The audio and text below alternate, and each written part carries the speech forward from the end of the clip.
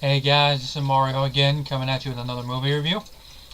This is a movie I saw earlier in the week. I've been meaning to do this review for the last couple days. Just things have been coming up, mostly the essay that I'm working on for class, which, by the way, I only have one more paragraph to do, the conclusion. All the rest of it's typed out and 7 pages worth already, so with the conclusion it'll be about 8, so yay! Thinking of adding some to another paragraph just to make the essay a little tighter, but for all intents and purposes it's done in a week, and I got a week left. Yay! Now, as you can tell from the title there, this review is of the 1982 Disney film Tron. Now, I did not see this movie when I was a kid. I mean, I heard of it when I was a kid, but I saw Black Hole. I don't remember much about it because I think I only saw it once. But I've been wanting to see this movie for years, and first contact I had with this movie wasn't actually from the movie, it was from a video game. No, not the video game based off the movie. I am talking about the Tron scene in the crossover video game Kingdom Hearts 2, which after watching this movie I see a lot more of the inspiration from it for that scene. It basically is an adaptation of the movie for that part of the game, only you replace the character of Flynn with the characters from the game, but that's still an interesting adaptation, just like some of the other ones in the game. Then the first time I actually saw this movie was on Christmas Eve in '08, but I didn't see the whole movie. I basically started watching it when Flynn was already in the computer, so I didn't get any of the build-up. I still watched it though, but I had to watch it on G4 as I was making one of my tributes. In case you're wondering, it was my Braveheart tribute. I spent the whole night doing it back then, and it was a fun watch then, but I've been meaning to watch it for years, and now the sequel's been out about a year, so I decided now would be a perfect time to do it, back-to-back reviews. So I watched it via Netflix, and I have to say I had a fun time. I can't wait to get this movie in my collection. Now, this movie, the inspiration for it started in '76 when a guy named Steven Lisberger, who was an animator of drawings for his own studios, looked at a sample reel of the game Pong, and he was stricken with inspiration. Over the next few years, he was coming up with ideas and stuff, and then he pitched it to Disney in 1980, and they were interested in producing it. However, Disney, of course, was uncertain about giving it a $10 to $12 million budget to this guy, because some of the stuff he wanted to do had never been attempted. They decided to do a test reel first with the flying discs thing, and it impressed the executives, and they agreed to back the film. And of course, for those of you who've seen the movie, you can see that it was probably a good idea they did, because this is a magnificent movie. Sad thing is that box office wise, it wasn't as big a hit as it could have been. I mean, it was on a budget of 17 million, made 33, so it made back its money, but it could have been a bigger hit.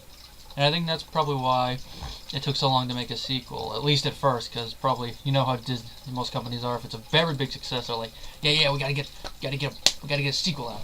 But it's like, yeah, it's a moderate success, why make a sequel? The sequel might flop. But, you know, over the years, since it's become a cult classic, they're like, maybe we should make a sequel.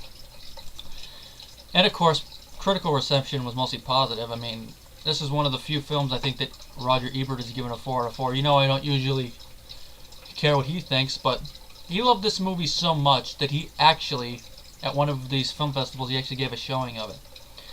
And of course, I happen to agree with the reasons he did give it. Sad part is, though, the Academy only recognized it for 2 awards. I'm going to check to see which awards it was. Best Costume Design, which it earned. I don't think it won. And Best Sound, which I have to say it earned. It did not get a nomination for Best Effects, however, because apparently some people at the Academy later told the director that they thought they cheated by using computers, which I'm like, really? That's your reasoning? Of course, you guys all know in retrospect that has a funnier meaning, because most effects nowadays are done with computers, so it's like nowadays they're saying they did it in camera, so we're not giving them an award, it cheated. Stuff like that. But I have to say, the CGI, yes, I will call this CGI, as old as it might be, the effects that are used during the Tron sequences you could call CGI. It is sort of blatant at times, but it works because it's in a computer world. Things don't have to look as realistic as they do in the real world. It's like if you go inside a video game, you're like, ah, the dragon, and it's a fake-looking dragon. It's a video game world, so it wouldn't matter. course, it's mostly blatant with the master computer. Every other little thing looks very well done. And I actually want to know, I hope there actually is a making of thing on the DVD. I actually want to see like how they did it. Did they did it? I know like for the sequel they combined computer effects with practical sets. I wonder if they did that with the original.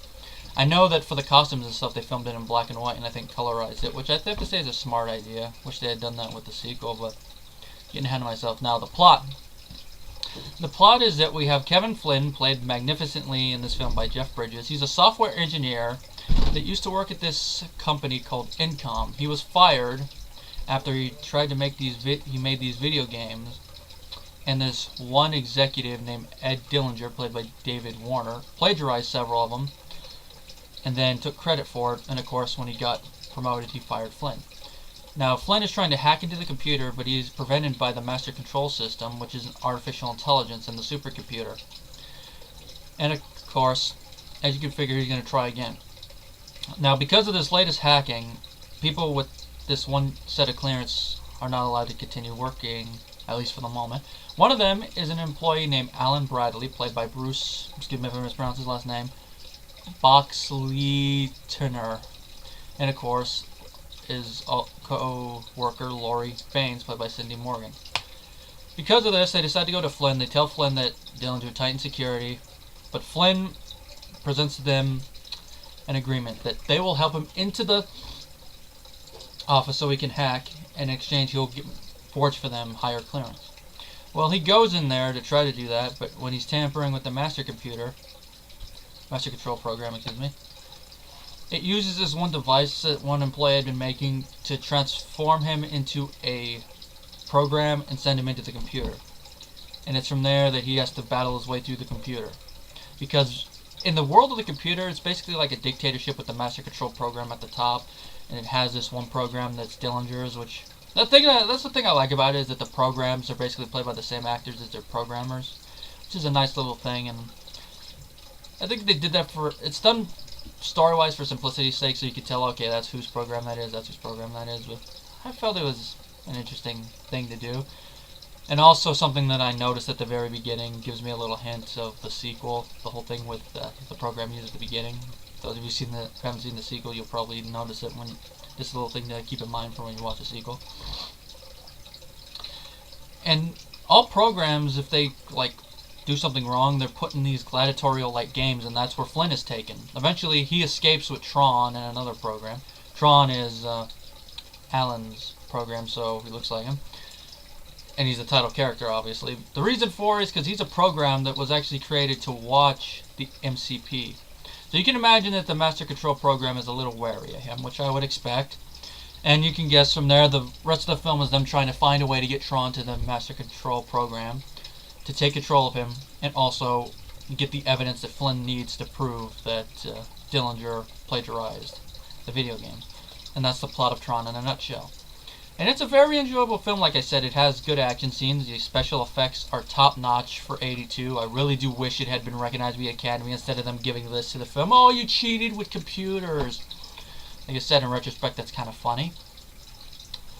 The acting is very good. I'm sad to say no actors got acting nominations. At least Jeff Bridges or David Warner should have got nominations. Okay, let's see who. I'm gonna see who voiced the Master Control program. I'm curious of that. Oh, Warner did.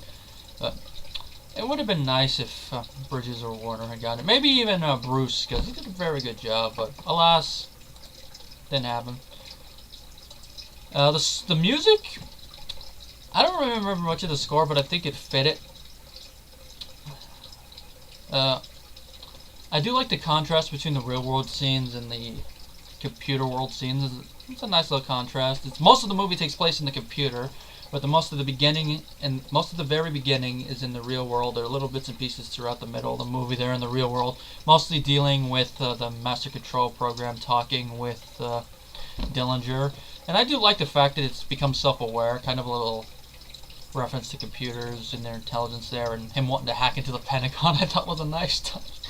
And the whole blackmail thing, I guess. That's how I imagine in one world of the Terminator Skynet taking control, something like that. Or maybe that's probably what it is, and then they decide to try to pull the plug, and then it did the nukes. Something like that, probably. Like, you're not going to pull the plug on me, Dillinger. Bye-bye. I don't know, more like Mr. Popeye. More Mr. Popo. Bye. What are you doing? Bitch, I'm not going anywhere.